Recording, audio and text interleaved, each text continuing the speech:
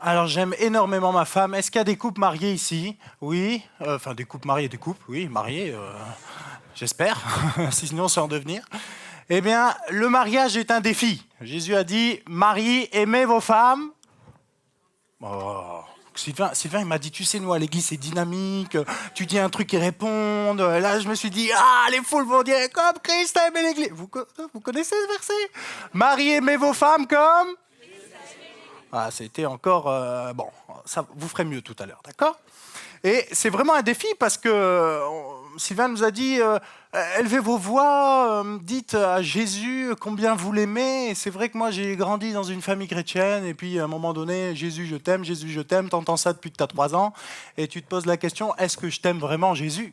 Et finalement, quand tu te maries, que tu as des enfants, tu développes un amour particulier et Jésus te dit, écoute, tu vas aimer ta femme comme moi j'ai aimé l'Église, tu commences à mesurer les choses et tu te réveilles le matin et tu dis, écoute Seigneur, si j'arrive à t'aimer aujourd'hui comme j'aime ma femme, c'est que c'est bon, je suis sur le bon chemin. On peut prendre des mesures comme ça, c'est intéressant de se confronter. Ce matin, mon thème est le suivant, marcher dans la victoire. C'est un thème que j'aborde depuis quelques semaines au phare. Et j'avais à cœur de vous apporter encore, ce n'est pas une prédication que j'ai déjà apportée, c'est vraiment quelque chose que j'ai reçu pour vous, mais c'est toujours dans cette même lignée, marcher dans la victoire. Qu'est-ce que ça veut dire, marcher dans la victoire? Aujourd'hui, on est dans une société, vous savez, devient de plus en plus délicat. Tout va très vite, mais vous savez, en fin d'année passée, j'écoutais la radio et j'entendais l'animateur qui dit « Nous ne regretterons pas 2022 ». Moi, j'étais dans ma voiture comme ça, et puis je me dis, nous ne regretterons pas... Mais qu'est-ce qu'il raconte celui-là? Moi, j'ai eu une belle année 2022, oui, c'était difficile, oui, il y a eu des défis, mais j'avais l'impression qu'il nous disait, 2022, si on pouvait le rayer de la carte, le rayer de l'agenda, eh bien, on le fait. Oui, très bien, mais vous voyez, ça ne me parlait pas, et quand j'ai entendu ça, je me suis dit, oula, c'est compliqué. Et puis, j'ai l'habitude d'aller chercher mes enfants à l'école, et là, je parlais à un papa de l'école, et puis il me dit, tu sais, moi, je m'attends à une guerre civile. Ça fait beaucoup de choses quand même. Et finalement, c'est quand même quelque chose beaucoup de pessimisme, beaucoup de défaitisme, beaucoup de paroles, vous savez, qui, au fur et à mesure, vous les entendez, vous baignez dans ça, et quand ça commence à rentrer dans votre tête, vous savez, vos émotions, votre état d'âme peut commencer à changer. Vous pouvez commencer à être perturbé. Et ça m'amène à dire que finalement, nous sommes tous influencés et influençables. Tu baignes dans un environnement jour après jour et à un moment donné, ça va pénétrer en toi. Et là, tu chantes le dimanche, Seigneur, tu es tout pour moi, mais en réalité, le lundi, tu es dans une autre atmosphère, tu vois, parce que tu as entendu 2-3 paroles, tu t'es fâché avec ton épouse parce que c'est un défi, comme je l'ai dit, tu n'étais pas content envers tes enfants, et là, je ne sais pas si Jésus est tout pour toi à ce moment-là. Peut-être oui dans ton cœur, mais dans la réalité, dans la pratique, c'est autre chose. Nous sommes influencés et influençables. Lorsque les paroles entrent en toi, eh bien finalement, fais attention. Il y a 2 ans et 2 mois, nous sommes venus ici et je me souviens encore de la prédication de Sylvain. Et il a fait venir je ne sais plus qui, et puis il a commencé à l'habiller. Et il nous parlait des armes du chrétien. Vous les connaissez, hein? Et puis il nous parlait de ça et je me suis dit, c'est vrai, on a besoin de ces armes-là. Quand je sors, quand j'affronte ma réalité, j'ai besoin d'être équipé. Parce que si je ne suis pas équipé, finalement, à un moment donné, il y a des choses qui vont rentrer en moi et je vais commencer à galérer dans la vie spirituelle, je vais me poser 36 questions, je ne vais plus avancer parce que finalement, je suis influencé, je suis pollué. J'ai besoin de ces armes-là. Mais tu as besoin de ces armes-là, non seulement parce que pour combattre, mais pour te défendre. Mais vous savez, un guerrier, lorsqu'il mettait son armure, il fallait qu'il ait les muscles assez solides pour pouvoir porter cette armure-là. Tu ne portes pas ça n'importe comment. L'épée est lourde, la cuirasse est lourde, tu as chaud, c'est compliqué. Alors tu portes tout ça pour protéger l'homme intérieur, mais tu portes tout ça aussi parce que toi-même, à l'intérieur, tu es solide. Tu ne peux pas porter ces armes-là si tu es frêle. Si tu n'as pas la musculature, si tu n'as pas cette carrure pour pouvoir finalement être dans cette marche victorieuse. Alors, effectivement, il y a des choses difficiles. Qui ne vit pas des choses difficiles dans sa vie? On vit tous des choses difficiles, on affronte tous une réalité particulière. Et finalement, quand je pense à la parole de Dieu et je pense à l'Église primitive, on a quand même un exemple de ce qu'était la difficulté en tant que chrétien. Durant les 3 premiers siècles, les chrétiens furent persécutés bien plus que tout autre groupement religieux. Bien plus. Bien avant que toi, tu aies les pieds sur cette terre. Bien avant. Ils étaient persécutés. Pourquoi ? Parce qu'ils avaient décidé de ne pas honorer d'autres dieux et de ne pas adorer d'autres empereurs, d'autres autorités que celle de Jésus-Christ. Ils étaient considérés comme trop exclusifs, tu vois. Les chrétiens, ils étaient trop fermés. Et finalement, ils étaient un problème pour l'ordre social de l'époque. Alors c'était assez hostile. Nous, on est là, on peut louer le Seigneur, on est bien, on est content. Mais ils ont vécu des difficultés, de réelles difficultés. Ils ont été critiqués, emprisonnés, tués. Il faut savoir qu'à l'époque, ta croyance, tu étais assigné quelque part en fonction de la tribu dans laquelle tu naissais, le peuple dans lequel tu naissais, on t'assignait, tu vois, une croyance. C'est comme on dirait aujourd'hui, je suis catholique non pratiquant parce que mon arrière-grand-père a pratiqué, donc je suis catholique. Vous voyez, on vous met une veste comme ça sur vous. Et là, les chrétiens, c'est différent. Eux, leur croyance en Jésus-Christ, leur foi en Jésus-Christ faisait partie de leur identité même. Ah. C'était la base, le fondement de qui ils étaient. Et tout passait au second plan. Tout. Alors, est-ce que moi, dans ma vie, tout passe au second plan ? Parfois, je suis très préoccupé par mon travail. Vous voyez, je suis indépendant, j'ai mon entreprise, et quand il y a des choses ça me préoccupe, ça prend de l'espace dans ma tête. Et la première année où j'ai lancé mon entreprise, je rentrais à la maison, et Chanel me disait « Chérie, t'es là, mais t'es pas là !» Première semaine, 2e mois, 3e mois, « Chérie, t'es là, mais t'es pas là !» Et là, j'ai compris « Seigneur, mais je comprends pas, tu m'as appelé à lancer mon entreprise. » Tu m'as conduit, il y avait ton esprit, vraiment, je sais que c'est toi. Pourtant, je rentre chez moi dans une autre réalité, la vie de famille, et là, j'entends, t'es là, mais t'es pas là. Et là, j'ai dit, il y a un problème. Si ça prend trop de place dans ma vie et que, quelque part, je délaisse la vie de famille, il faut que je trouve un équilibre. Parce que sinon, je vais avoir un problème là. Et là, j'ai commencé à prier le Seigneur et j'ai dit, Seigneur, mais comment je peux faire ? Tu vois, il y a tout ça à faire, il y a tout ça à gérer. Comment je peux faire ? Et là, j'ai reçu cette parole. À chaque jour, suffit sa peine. Un verset que je connaissais bien, mais là, il s'agissait de pratiquer, tu vois. À chaque jour suffit sa peine. Je me suis levé le matin, j'ai dit, Seigneur, ok, à chaque jour suffit sa peine, je vais tout donner. Je vais tout donner, mais quand je termine, je mets le pied dans le camion, je rentre à la maison, c'est fini.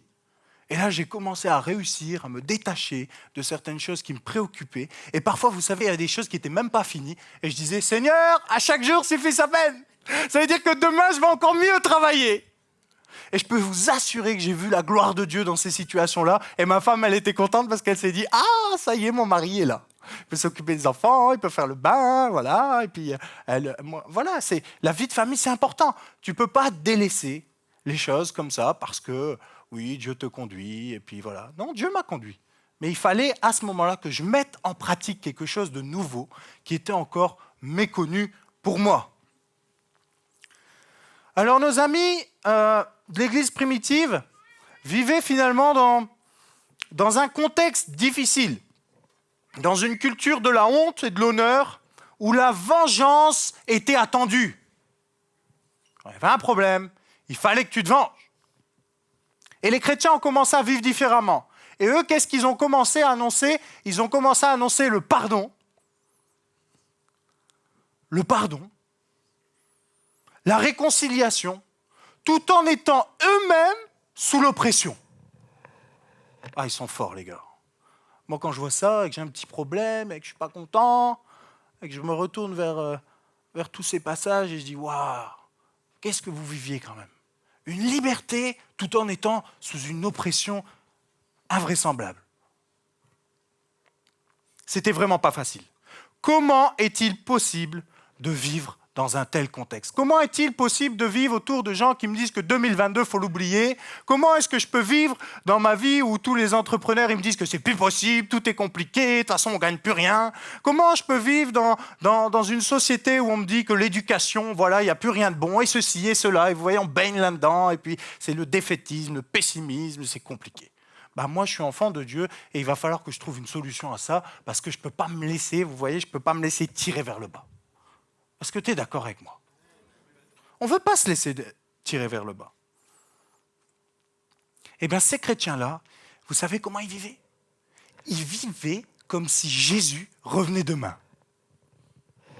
Vous avez déjà lu ça dans les évangiles? Ils vivaient comme si aujourd'hui, c'était le dernier jour. Tu vois, moi, je suis déjà en train de penser à demain. Bon, je vais bien manger chez Sylvain ce midi. Demain, allez hop. Mais ils donnaient tout pour Jésus aujourd'hui. Parce que Seigneur, si tu reviens demain.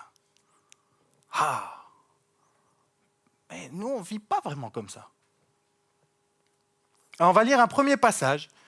Alors, le premier passage, c'est 1 Thessaloniciens 1, versets 4 à 7. Nous savons, frères et sœurs, aimés de Dieu, qu'il vous a choisis, donc Dieu vous a choisis, parce que notre évangile ne vous a pas été prêché en parole seulement, mais avec puissance, avec l'Esprit Saint et avec une pleine conviction. Vous savez en effet comment nous nous sommes comportés parmi vous à cause de vous. Vous-même, vous êtes devenus nos imitateurs et ceux du Seigneur, en accueillant la parole au milieu de grandes difficultés, avec la joie du Saint-Esprit.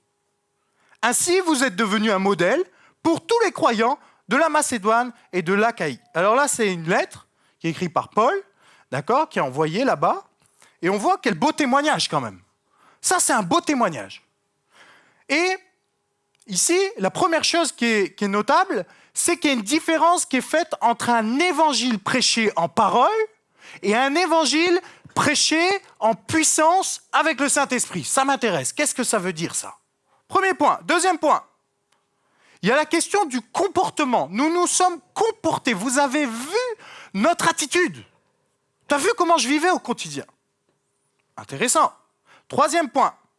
Devenir les imitateurs. Devenir des imitateurs. Quatrième point. Être réceptif malgré les difficultés. Et le cinquième point. Devenir un modèle à mon tour pour les autres. Les Thessaloniciens, si vous lisez plus loin dans ce chapitre, ont été reconnus et connus partout pour leur foi. Maintenant, j'aimerais te poser une question à toi. Pourquoi es-tu connu? Comment te fais-tu connaître aux autres? Intéressant. Marion, comment est-ce que tu te fais connaître? Comment les gens te connaissent? Qu'est-ce que pensent les autres de toi? Ça demande beaucoup d'humilité, ça. Hein? Moi, j'ai un papa qui a l'habitude de dire « Qu'est-ce que tu penses de moi ?» Il fait ça à tout le monde. Hein. Qu'est-ce que tu... Lui, je ne comprenais pas. Parce qu'il accueille la critique constructive envers lui. Je pense que là, tu as été un petit peu, tu vois. Mais c'est difficile. Qu'est-ce que tu penses de moi? Comment est-ce que tu me vois? Est-ce que tu me vois comme celui qui fait toujours la tête, qui est toujours rageux, qui s'énerve au moindre problème? Comment tu vois mon comportement? Tu vois, il y a des choses qui transparaissent de nous. Comment es-tu connu? Comment cette église est-elle connue? Pasteur Sylvain, il va me dire, moi j'aimerais, oui, mais dans la réalité, comment est-elle connue? Pourquoi? Parce qu'il y a une belle louange, parce que... Moi, mes enfants, ils étaient contents parce qu'il y avait de la fumée. On est connus, et eux, ils vont connaître l'église, ils vont dire, il y avait de la fumée chez Sylvain.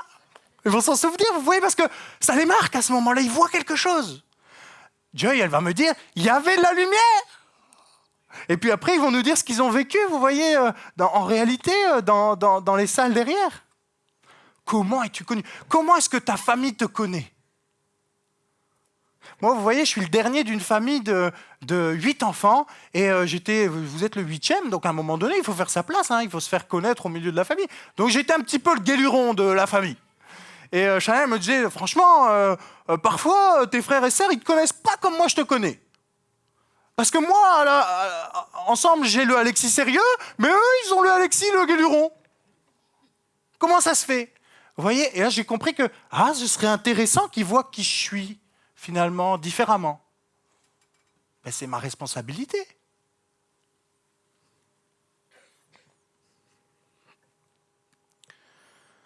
Pose la question à ta femme, ton époux, comment tu me vois? Mais je ne vais pas me vexer.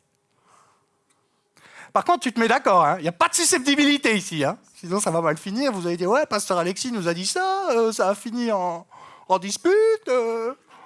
Non, prépare le truc. Hein? Tu mets des gants comme ça, tu mets une combinaison, tu prépares le terrain. Hein? Mais c'est important d'être un vis-à-vis, parce que qui mieux que ta femme pour te dire les choses que personne d'autre n'ose te dire. Mais je vais vous avouer quelque chose. Dans l'Église, il manque de transparence. Est-ce qu'on peut dire les choses vraiment ici? Moi, je constate quand même que dans l'Église, parfois, il manque un peu de transparence. On est là dans la louange, alléluia, alléluia, alléluia. Puis dès qu'on dit quelque chose à quelqu'un ou qu'on reçoit quelque chose, c'est du jugement, c'est de la critique. Voilà, on n'arrive pas à accepter quelque chose qui finalement pourrait me faire grandir. Sauf qu'on a dit, vous l'avez entendu, on a dit, Jésus, je te donne tout, tu es toute ma vie. Sauf que si tu dis ça, ça veut dire que Christ devient ton modèle. Mais un modèle, je peux t'assurer qu'il faut du temps pour le polir. Et si tu restes dans ta vie, ta foi personnelle, oui, la foi c'est personnel, j'ai mes temps de prière à la maison, à l'église je viens, c'est bien, mais que tu ne te confrontes pas à l'autre, tu vois, en te disant réellement, c'est vrai que je peux recevoir des choses de l'autre, parfois ça ne va pas être facile, mais je sais que je vais grandir. Si tu te soustrais à ça, tu ne vas pas grandir. Tu ne grandiras pas. Tu as besoin de l'Église, tu as besoin de la communion fraternelle, dans l'amour de Christ, vraiment avec la bienveillance, et là tu vas grandir.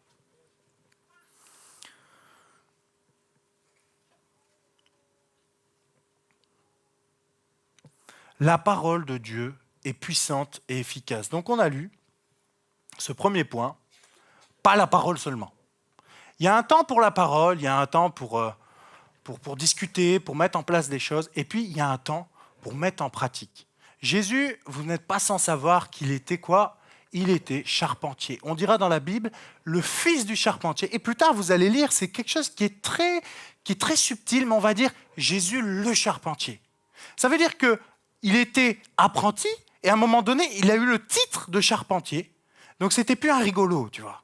Il a appris un savoir-faire. Je suis moi-même menuisier et quand je voyais mon patron, la première fois, ce qu'il a fait, c'est qu'il m'a dit « Écoute, Alexis, tu vois, là, il y a une palette de parquet, tu dois le rentrer dans la machine et ça doit ressortir de l'autre côté. » Et il s'en va.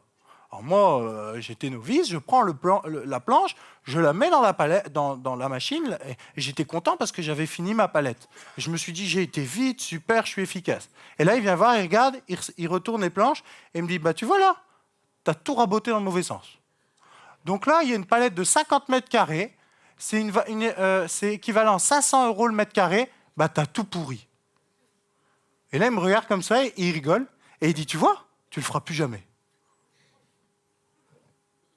Moi, j'étais là, mais c'est pas possible, tu le feras plus jamais. Et il m'apprenait comme ça, tu vois. Et puis après, il fallait le regarder, j'avais la théorie, oui, un ciseau, il faut que ce soit bien affûté, il faut que ce soit... Voilà, mais quand j'arrivais, lui, ça paraissait si facile. Et quand moi je mettais en œuvre, j'arrachais tout, il n'y a rien qu'à aller, je m'énervais, c'est pas possible. Vous voyez? J'avais un sentiment d'échec. Et puis on recommençait, et il me regardait, et moi, mais comment on fait? Je disais, c'est pas possible. Il dit, c'est possible. Et il ne me remontrait pas. Il disait, c'est possible, vas-y, tu continues. Une demi-heure plus tard, c'est possible. Et après, je me disais, mais si c'est le faire, je peux le faire. Jusqu'à acquérir un savoir-faire. On a lu quoi? On a lu « Vous êtes devenus nos imitateurs ». Il y a une pensée dans le monde chrétien, c'est inspirant. Oh, je suis venu chez toi à l'église, qu'est-ce que c'est inspirant? Oh, ça me fatigue cette façon de parler. Oh, tu m'inspires. Et la réalité, c'est que je rentre chez moi et ma vie, elle continue comme avant. Hein, tu m'inspires. C'est inspirant. On n'est pas appelé juste à être inspirant. On est appelé à devenir des imitateurs, être comme. À faire la même chose. Et après, plus loin, vous allez voir que Dieu donne des talents, des dons, tout ça. Et puis, tu vas dire, Seigneur, j'aspire à ça. La seule manière d'avoir ces choses-là, c'est que tu vas voir chez le pasteur Vautier et tu vas dire, celui-là, il y a quelque chose dans son cœur. Je vois Christ en lui, il y a tel don. Il n'est pas juste inspirant. Je vais l'imiter. Je vais l'imiter jusqu'à ce que lui, ce qu'il vit, ça rentre en moi. Ça demande un effort, ça demande de se mettre en action. On ne veut pas juste être inspirant. C'est bien, je comprends la pensée. Ça nous fait du bien, on s'encourage. Mais on veut imiter jusqu'à être semblable à Christ. Ça veut dire que quand tu vois Christ chez quelqu'un dans l'église, là, tu te mets à côté de lui, écoute, moi, maintenant, toi, tu arrives à pardonner, tu as une capacité au niveau du pardon. Moi, c'est difficile pour moi, j'ai de la rancœur. Je vais marcher à tes côtés parce qu'il faut que ça change chez moi. Seigneur, tu vas m'aider. Il faut mettre en pratique. Tu vois, tu es susceptible parfois, on te dit un truc et ça coince.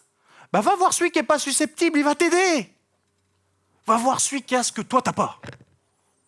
Lui, il est rempli de zèle pour la prière. Non, mais moi, je prie assis, tu comprends. Oui, très bien, on peut prier comme on veut. Mais lui, il a un zèle particulier. Ok, je veux m'en inspirer, mais je veux aussi être l'imitateur. Je veux que ça rentre en moi. Je veux que ça change.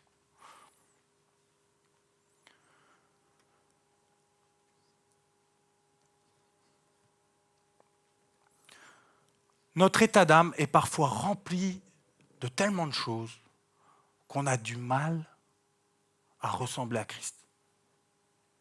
T'es chargé, tu vois. C'est difficile. Là, tu dis, je sais ce qui est la vérité, mais j'arrive pas à mettre en pratique. J'avais 2 jeunes filles qui se sont approchées, et puis un appel il y a 2 semaines, et elles ont entendu la parole de Dieu, et elles m'ont dit, tu vois, tout ce que tu as dit, je le comprends, mais j'arrive pas à mettre en pratique. C'est compliqué, j'arrive au lycée, et puis il y a des conflits, et je vois ça, et mes yeux, et j'arrive pas, tu vois. Puis on a pris ensemble, j'ai dit, écoute, c'est pas un problème, on va marcher ensemble maintenant. Je vais te montrer, je vais te donner 2-3 conseils, et je vais te mettre avec quelqu'un qui va pouvoir t'aider. Parce qu'à l'église primitive, au tout début, ils vivaient ensemble. Je peux te dire que quand tu vivais 1 semaine avec les apôtres, tu n'étais plus le même. 1 semaine avec eux, tu n'étais plus le même. C'était pas juste une question, ils ont fait comme ça, je veux me faire ma pensée, moi je veux... Non, ils vivaient, il fait comme ça, là c'est pas correct, Vous voyez, c'était concret. Il faut aller sur le terrain. Tu peux pas rester coincé dans des raisonnements. Une fois, j'étais chez un pasteur et puis je sors de chez lui, on passe toute la journée avec lui. Et au moment où je sors de chez lui, le Saint-Esprit me parle et me dit, vous allez faire 1 mois d'évangélisation dans les rues avec lui. Sauf que moi, l'évangélisation dans la rue, j'aimais pas ça. J'ai dit, Seigneur, qu'est-ce que tu me dis là? Moi, je suis bien à l'église, moi, avec mes frères et sœurs en Christ. Vous allez aller dans la rue. Et je le regarde et je dis, écoute, je te partage cette pensée, fais-en ce que tu veux. Pendant 1 mois, on est sortis tous les jours, tous les matins. Moi, j'ai pris des congés pour ça. On sortait dans la rue. Et il y avait une frustration qui rentrait en moi. Je disais, Seigneur, comment ça se fait? On prêche ta parole et on ne voit pas ce qu'on aurait envie de voir. Tu vois, j'avais mon concept. Et puis, je voyais un petit peu comment tout le monde réagissait. Et puis, tu avais ceux qui commençaient à avoir des théories. Non, mais l'évangile, ça ne se prêche pas comme ça, tu comprends, il faut que ce soit ci, que ce soit là. Je dis, oula, c'est déjà, ils ont vécu un échec, là. Et on se faisait tous notre raisonnement. Et puis là, un matin, je sors et je dis, Seigneur, aujourd'hui, c'est le temps des miracles. Aujourd'hui, je veux voir du miracle. Aujourd'hui, je veux voir de la guérison. Et je sors zélé, on a prié. Et puis à chaque fois que j'avais une occasion, est-ce que vous voulez que je prie pour vous, pour la guérison? Et puis là, rien du tout. Rien du tout, je reviens encore plus frustré.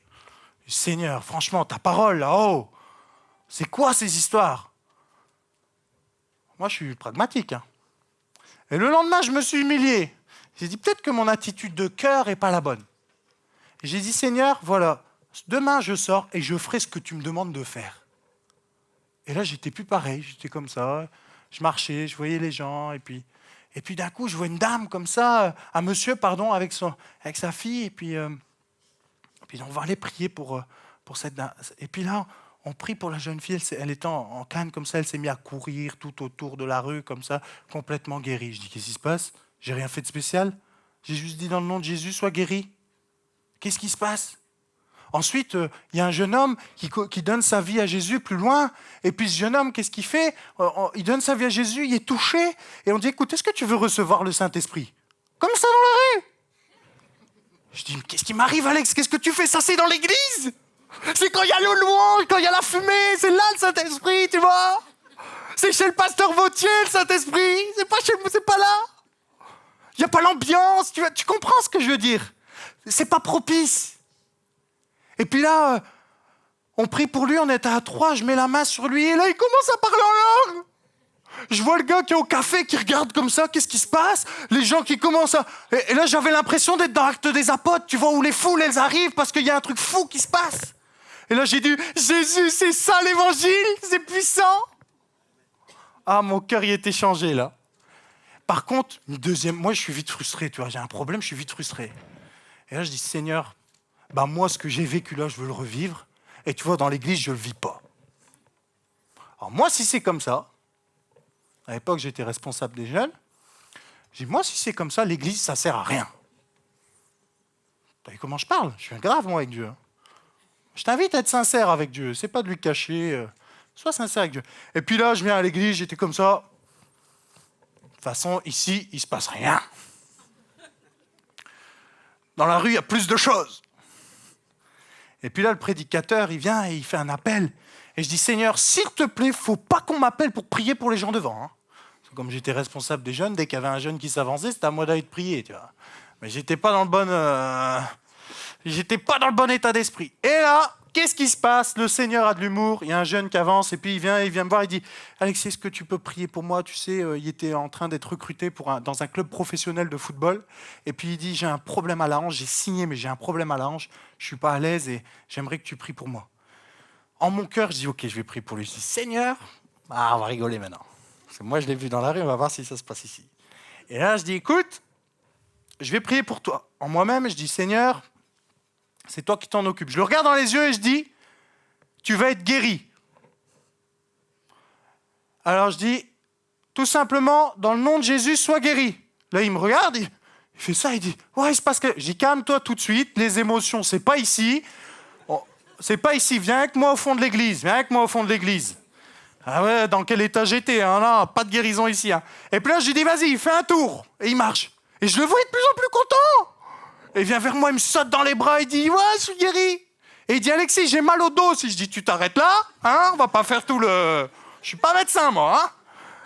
Hein. Et puis là, je dis, dans le nom de Jésus, sois guéri. Et là, ça va mieux. Je dis, c'est pas possible. Je dis, Seigneur, c'est pas possible. Non.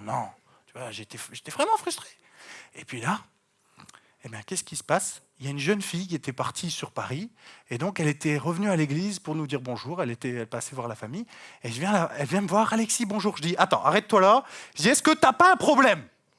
T'as pas un problème? Elle me dit, si, j'ai quelque chose, tu vois, ici, là, au niveau de... J'écoute, t'es une femme, je vais prier pour toi, donne-moi juste tes mains, je vais pas te toucher là, tu comprends, c'est gênant. Vous imposerez les mains aux malades, il faut faire attention, mes amis. Donc là, je dis, donne tes mains. Et là, je la vois, elle se met... Là, j'ai appris beaucoup. En une matinée, j'ai appris plus qu'en 10 ans. Elle se met comme ça devant moi. Et là, ma foi avait remonté d'un cran, hein, tu vois, avec ce que j'avais vécu avant. Et là, elle prend mes mains, je prends ses mains comme ça, et je dis, je vais prier pour toi. Et là, elle baisse la tête comme ça. Je la regarde, et je dis, écoute, lève les yeux, je suis en train de te dire que tu vas être guéri. Pourquoi tu reçois la prière par respect, tu vois? C'était un peu un signe de respect. Alexis, prie pour moi. Tu vois, c'était un peu ça. Je dis, tu vas être guéri. Et là, j'ai vu dans ses yeux, la foi a commencé à démarrer. Et là, on prie ensemble, juste 3 mots. Seigneur, je te la remets, qu'elle soit guérie maintenant en ton nom. Et là, elle me regarde et elle dit, je sens un truc qui est tombé dans mon ventre. Waouh! Et plus tard, j'apprends qu'une dame avait eu une parole, comme quoi elle voyait une boule qui tombait dans le ventre de quelqu'un. Et cette fille a été totalement guérie. Alléluia. Il faut travailler l'état de notre cœur, être semblable à Christ. Trouve des gens qui sont capables de manifester leur foi dans différents aspects de leur vie. Et tu vas dire, moi, dans ma vie, au niveau du travail, j'ai du mal à manifester ma foi. Tu vois, c'est comme s'il y a un blocage, j'ai un peu d'incrédulité. Mais il faut que je m'attache à quelqu'un qui, pour lui, dans le travail, il n'y a rien d'impossible. Peut-être que dans mon couple, c'est difficile, tu vois, dans mes émotions. Et faut que je m'attache là à un couple qui vit vraiment la foi ensemble, en commun. Et là, tu vas commencer à voir que Dieu va t'amener sur des chemins où ça va te déranger un peu parfois, mais il va se passer des choses. La foi, c'est le point de contact entre toi et Dieu. Ce n'est pas l'Église le point de contact entre toi et Dieu. Là, c'est la foi qui est le point de contact entre toi et Dieu. Et après, toi, tu es une bûche, tu as commencé à brûler. On parlait de ça hier avec Sylvain. Sylvain, il y a un magnifique feu. Hein. Sylvain, tu peux inviter tout le monde, ils ont envie de voir. Et puis, tu vois, il y a un magnifique feu. Il mettait des bûches. Il disait, Marion, arrête, là, il fait trop chaud. Et Marion, elle charge, elle aime bien le feu. Hein, là. Et Sylvain, il dit, c'est pas possible, je vais retourner dans le jardin chercher des bûches. C'est pas elle qui y va. Hein. Ah, c'est comme ça que ça se passe. Et puis, tu vois, l'histoire du feu, le feu de l'esprit, c'est ça. C'est toi, tu es tellement animé du feu de l'esprit, tu as travaillé l'homme intérieur, tu es capable de mettre l'armure, et puis dans ta vie, tu vis des choses, et puis tu arrives à l'église, et ta petite bûche qui brûlait chez toi, tu la ramènes ici, ça devient un brasier ici. Ah, ça fait du bien. Et là, quand on rentre dans la louange et que, on nous encourage à louer le Seigneur, nos bouches s'ouvrent, on dit, Seigneur, mais j'ai vu des choses, j'ai contemplé des choses, tu m'as transformé, je suis différent, ça fait du bien. Et ton frère, il dit autre chose, et puis le Saint-Esprit te parle et il se passe des choses exceptionnelles. C'est ça l'Église. Ah, ça fait du bien. Vous savez, pendant un temps de louange comme on a vécu, je vous donne des témoignages parce que pour moi, le vécu est essentiel. C'est bien de parler, on peut prendre des versets, mais à un moment donné, comment on met en pratique les choses? Il y avait une dame qui était là, et puis je fais un appel, je suis vraiment interpellé pour faire un appel pour la guérison, et là j'appelle, et je dis, venez, on va prier, on va juste être dans la louange, on va laisser le Seigneur nous remplir.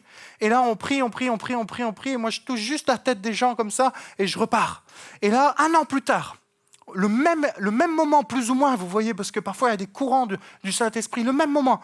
Et là, les gens vivent des choses, et cette dame qui était là 1 an auparavant, elle vient, elle s'avance, elle prend le micro, elle dit, est-ce que je peux parler? Moi, je ne donne pas le micro facilement, hein, parce que quand on dit n'importe quoi, et là, je sentais que, il se passait quelque chose. Elle dit, vous savez, il y a 1 an, je me suis avancé dans un moment comme celui-ci. J'étais en phase terminale, j'allais mourir. J'ai été complètement guéri. Les médecins ne savent même pas comment ça s'est produit. Et après, je pose la question à celui qui l'a invité. Je dis, c'est qui cette dame? Je l'ai jamais revue. Attends, t'es guéri, t'es touché, et puis je te vois plus à l'église. C'est quoi cette histoire? Et puis, il me dit, mais tu sais, c'est notre amie. Elle a reconnu que Dieu l'a guérie, mais elle n'a jamais donné sa vie à Jésus. Dieu est juste bon. Là où il y a la foi, là où on croit, il veut se manifester. Et j'ai reçu une parole très précise pour vous. Je priais pour cette église. Et j'avais cette pensée qui venait en moi. Et je dis, Seigneur, qu'est-ce que je peux leur apporter? Qu'est-ce que je peux leur rapporter? Et il y avait toujours cette chose qui résonnait, très simple, très très simple. C'était, Dieu est à l'œuvre ici. Seigneur, ça veut dire quoi? Dieu est à l'œuvre ici.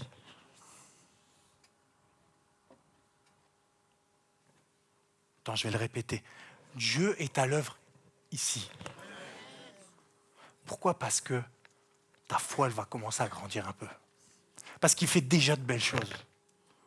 Il fait déjà de belles choses parmi vous. Je sais qu'il y a des hommes et des femmes de valeur parmi vous. Mais Dieu est à l'œuvre ici. Il y a encore plus. Ah, Jésus, on a besoin de toi. On va prendre encore un passage.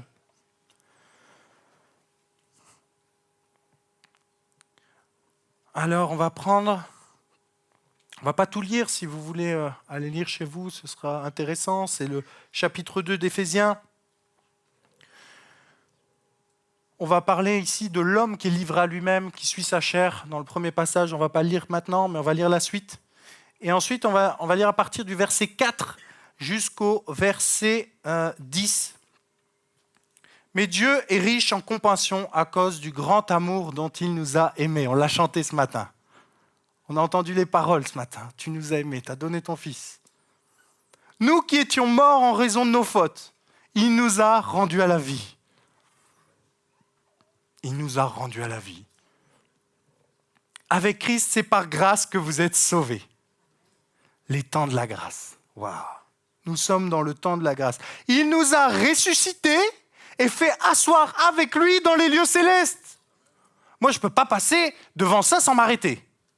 Il nous a ressuscités et fait asseoir avec lui dans les lieux célestes.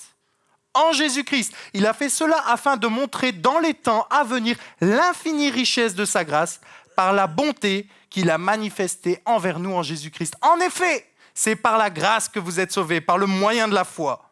Et cela ne vient pas de vous. Ce n'est pas parce que tu vas produire des choses que... Non. C'est la grâce de Dieu. C'est la grâce de Dieu. Il ne faut pas l'oublier. Par le moyen de la foi. Et cela ne vient pas de vous, c'est le don de Dieu. Ce n'est pas par les œuvres, afin que personne ne puisse se vanter. En réalité, c'est lui qui nous a fait.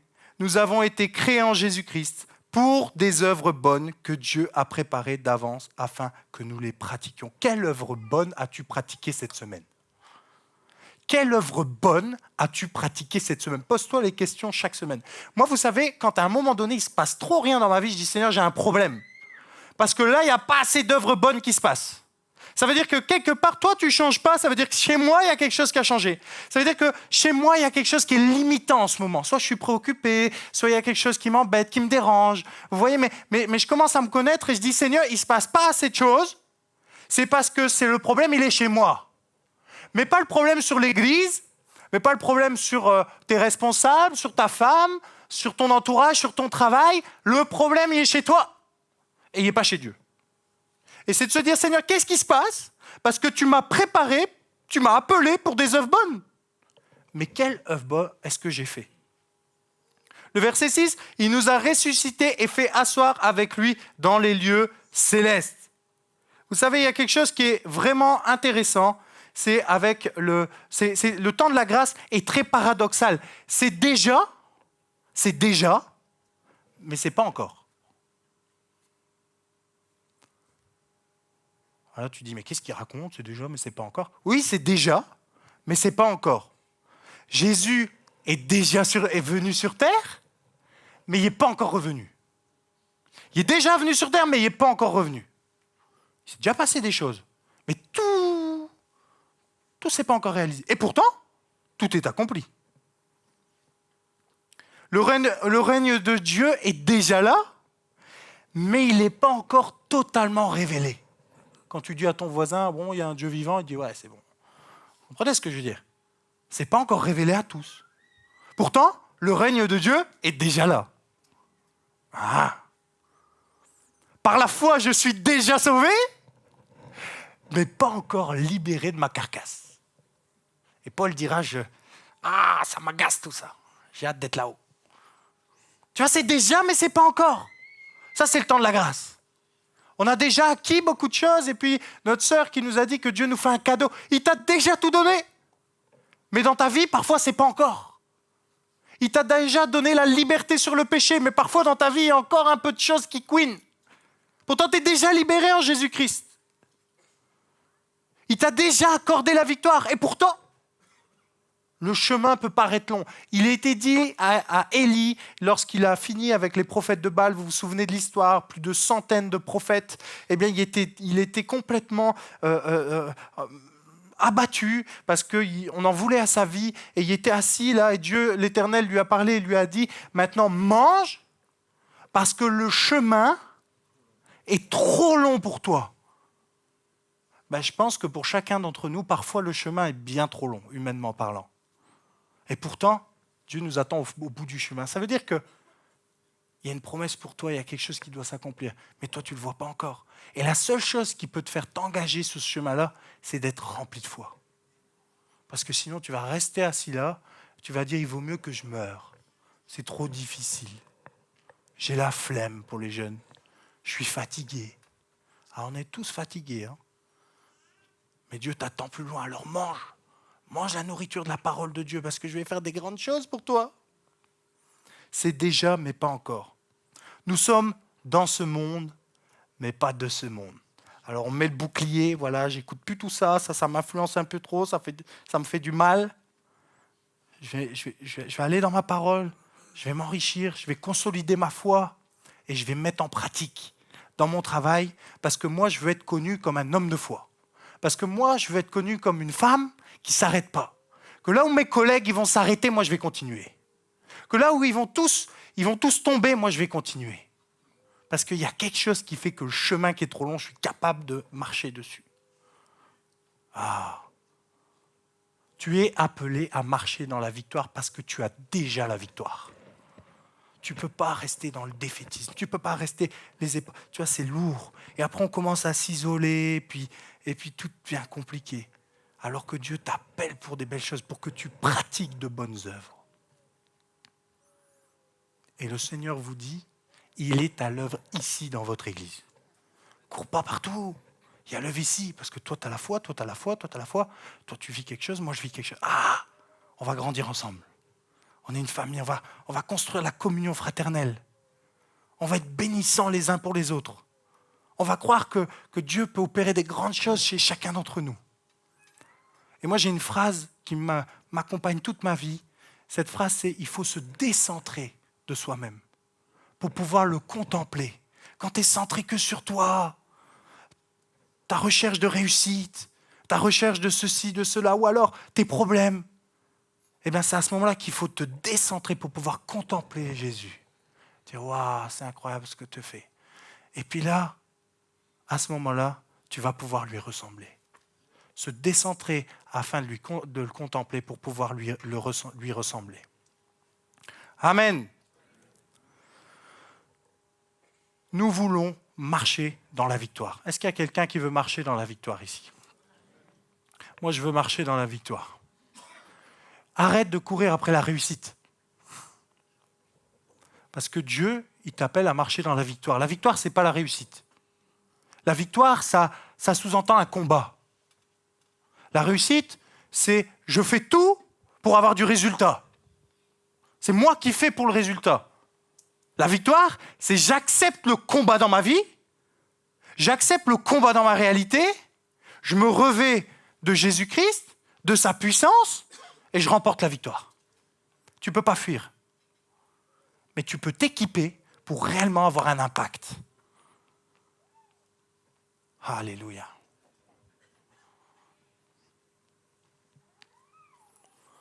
Comme je vous l'ai dit, je suis quelqu'un qui se frustre facilement.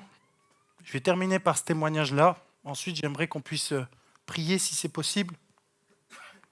Avec Chanel, quand on a commencé, elle vous l'a dit, on avait très peu de moyens, on a eu nos enfants, tout ça.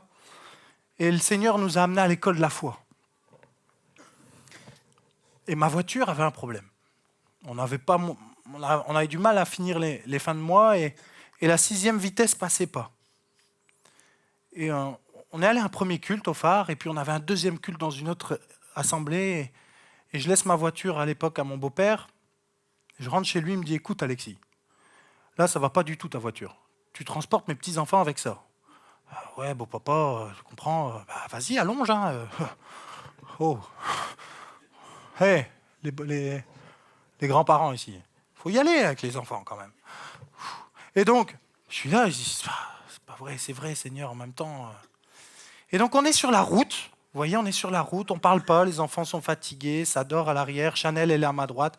Et là, je suis comme ça, et dans ma tête, je suis vraiment en train de prier le Seigneur, je loue le Seigneur. Et là, vraiment, je suis dans la communion. Vous voyez, même dans ta voiture, tu peux être en communion avec Dieu. Moi, j'ai eu des bons moments dans la voiture avec le Seigneur.